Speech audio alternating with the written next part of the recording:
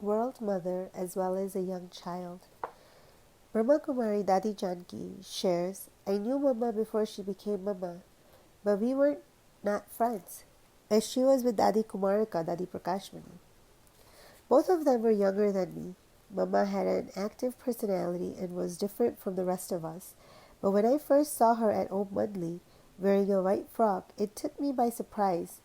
Mama glowed in comparison to the other sisters. Seeing her transformation and coming to Om Mudli, people were pleased but also surprised. When I came to Karachi, somebody asked me if I had met Mama. I thought they were referring to Baba's Lokik wife, Mother Jashoda. I replied that I would meet her in time, but in a couple of days I understood whom they were calling Mama. Mama would not just listen, but assimilate the knowledge and then share.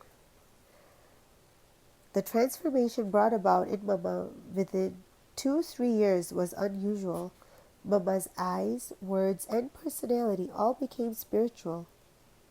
When Mama shared knowledge, she did not just repeat what Baba said, but would churn and understand it fully before relating the same.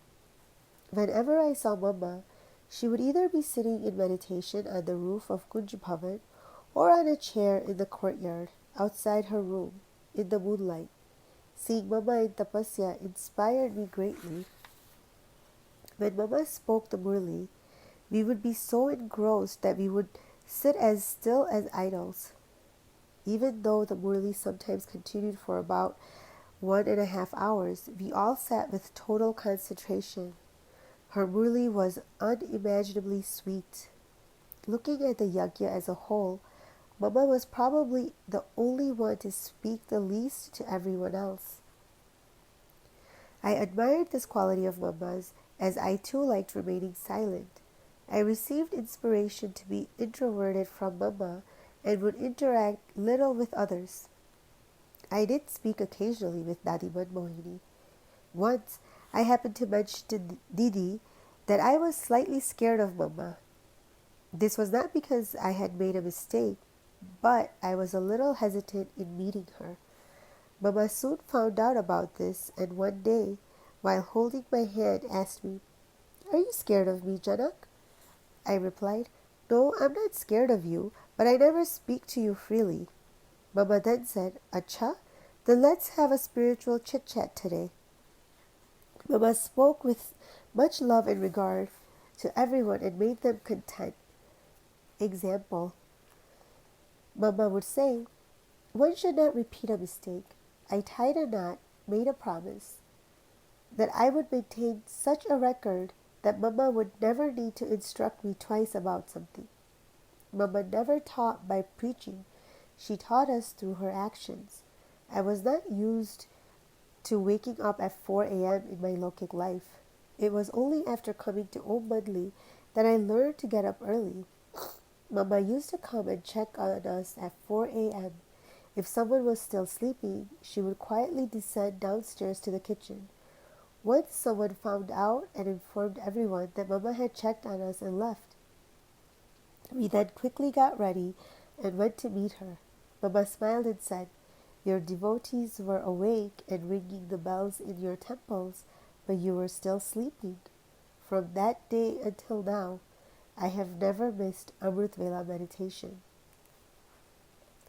Brahma Bhojan.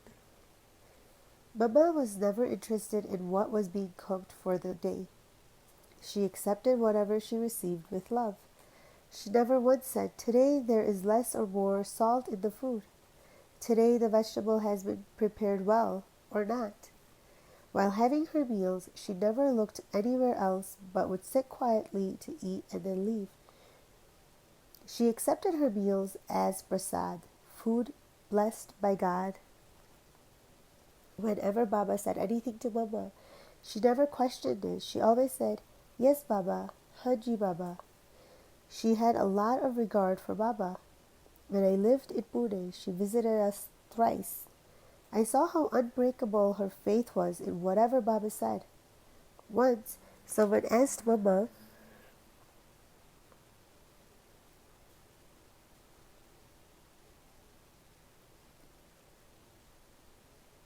Previously, Baba used to say that one's birth will occur where there is victory, but these days he doesn't mention it. What are your thoughts on it? Mama replied, where did my own thoughts come from? Whatever Baba has said should be good enough for us. Mama was never arrogant about her own intellect or intelligence.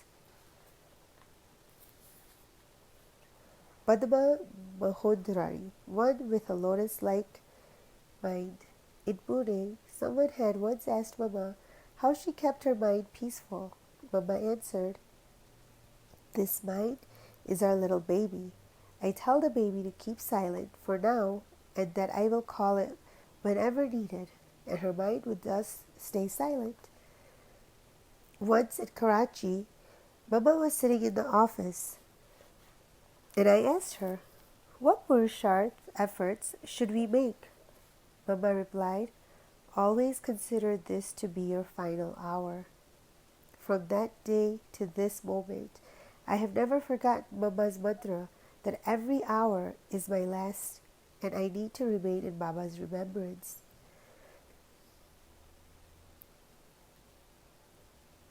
Gupta Gamini, one who remained incognito. Mama was never ostentatious. She did so much service but never expressed it. Mama had done a lot of good service in Bangalore for about 1.5 months before coming to Pune, but never said, I did this and that. It was the brother who went to accompany her from Bangalore to Pune who shared service news. When we questioned Mama, all she said was that it was good service, but nothing more. In this manner, Mama never spoke about herself or the task she had carried out. As much as she was renunciate, she had disinterest according to, and only a tapasvi. I had seen Mama as Radhe, as Saraswati, as Kali, and as World Mother Jagdamba. Method of teaching. Baba would give instructions in front of the whole gathering or class. And if he needed to instruct someone individually, he wrote them a letter. But Mama had a different method of teaching. She would advise or draw their attention to something by speaking to the children individually with love. She never corrected someone merely on the basis of hearsay. Mama would give the soul time and explain whatever was needed very lovingly. But amazingly, she never let the soul feel that she was instructing them only because someone else had complained about them. Each child of the yajna accepted Mama's teachings and as advice coming from their own mother. Each one felt whatever Mama was saying was for his or her own benefit. Baba's teachings were very powerful and one needed the strength to absorb and understand them. Only a powerful soul could digest Baba's teachings. Generally, Baba did not correct a child directly. Baba would instruct Mama in front of the particular child, who then realized that Baba was referring to their own mistake, and Mama had to listen unnecessarily. The soul would then own up to their mistake in front of Mama and promise to pay attention in the future. Systems, customs, etiquette, and culture. Mama never thought of Baba in an ordinary manner. She gave complete respect to whatever he said and obeyed completely. Some children used to take Baba's words very lightly. Then Mama would gather the children together and explain that they should never make the grave mistake of considering Baba to be ordinary. Every word of Baba's was very valuable. She thus taught us etiquette and discipline. Mama spoke very respectfully, lovingly, and sweetly. Mama taught us systems, customs, etiquette, and culture, thus making us worthy. She played the role of a mother by decorating us with virtues and then presenting us to the Father. Mama was a firm and true Vaishnav Devi, embodiment of purity and cleanliness. Durga, the one who holds the 8 weapons of knowledge and power. Kali, the goddess of fearlessness and a conqueror of vices. Nothing impure or vicious could touch Mama or come near her. Qualities to be mother of the yajna. Essence-full, she spoke very little. Her face revealed her spirituality. Obedience. Mama accepted and understood Baba's signals and considered it to be her fortune to follow Baba's directions. Catching power. Mama related Baba's Murli in a very clear way. This is why there is the memorial of God's Murli and Saraswati's sitar. Trustee. The systems of the yajna, active till date, were created by Mama. Contentment. All desires diminish when I remember I am the child of Kamdenu, the mother sitting under the kalpa tree, who fulfills all desires. Mama taught everyone to be constantly content and removed the nature of being discontent.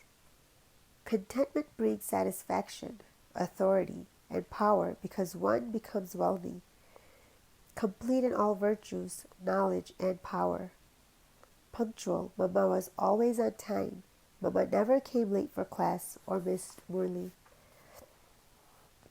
Tapasya. Mama not only burnt her sins in the fire of yoga, but let her yoga power enabled others to finish their sins and sinful thoughts. Renunciation in service. Mama never said I did this or I made this one understand. She always said Baba, Baba. Baba is making everyone understand. Accommodating. Mama saw benefit in all situations, thereby accommodating everything within herself. Detached and loving. Even if a good soul were to leave the body, Mama's face would not display the slightest trace of sorrow. The stage of being detached and loving makes one so strong that the mind becomes free from any disease and sorrow. She was constantly number one in her personality of purity, royalty, renunciation, and commitment to her task. It was a great speciality of hers to be able to carry out a big transformation at such a young age. Mama played the dual part of carrying out her tasks as Baba's faithful daughter, and secondly, fulfilling her responsibility as spiritual mother to the children of the yajna. Mama's speech, advice, and suggestions became blessings. Everyone felt that Mama had no ulterior motive. She was working hard for our own benefit. Even people old enough to be her grandfather or great-grandfather would call Mama mother. They trusted her to be their well-wisher. An ideal mother makes her children virtuous and teaches them etiquette. Mama fulfilled this duty to perfection. Mama's spiritual form. Mama daily read the Murli and listened to it on the recorder. Even if it was 11 o'clock at night, Mama would first listen to the day's Murli and only then sleep. She was as committed to godly studies as she was to her duty in the yajna. Mama even listened to the Murli when she was in the hospital. I always saw Mama alert and accurate. I don't remember ever seeing her eyes veering. They were always lost in Mama's remembrance. Mama was so humble that whenever Mama said, "Love, remembrance, and namaste from the mother and father," Mama did not consider herself to be the mother. Giving greetings at the time, she would point upwards and say, "Love, remembrances are from the father and the mother, Shiv Baba." She only considered herself to be mother when it came to fulfilling her responsibilities and sustaining the yajna. Mama did not accept the title of mother, but accepted the duty of a mother and honored it completely. In front of Baba, she became a little daughter, and before children of the yajna and devotees, she adopted the role of the first goddess, Jagdamba, world mother. This was our great mother, Saraswati. Some jewels of Mama's teachings. First, There is benefit and significant meaning to wherever Baba has placed you. Never have a feeling of ownership of my home, my connections, and my relationships. If someone is bossy, then that might be useful in other aspects of service. Understand each other and see each one's virtues. Don't be afraid of those who have a hot temper. Don't suppress those who have a gentle nature. Have regard for whoever Baba has placed as the instrument. Never have complaints or preference over who you can live with and work with. Always consider every moment to be your final moment. Understand the signals you are given and never take sorrow from them. The one who doesn't have love for the teachings doesn't have love for the teacher. When you're receiving teachings or signals, your face should not change, and you should not have the thought, I didn't do it, so why am I being told this? Even if someone else is being signaled, consider those teachings to be for yourself. Never reject the teachings. Accept them with love. They are your decoration. If not today, then one day the teachings will come in use. No one should feel hesitant in saying something to me.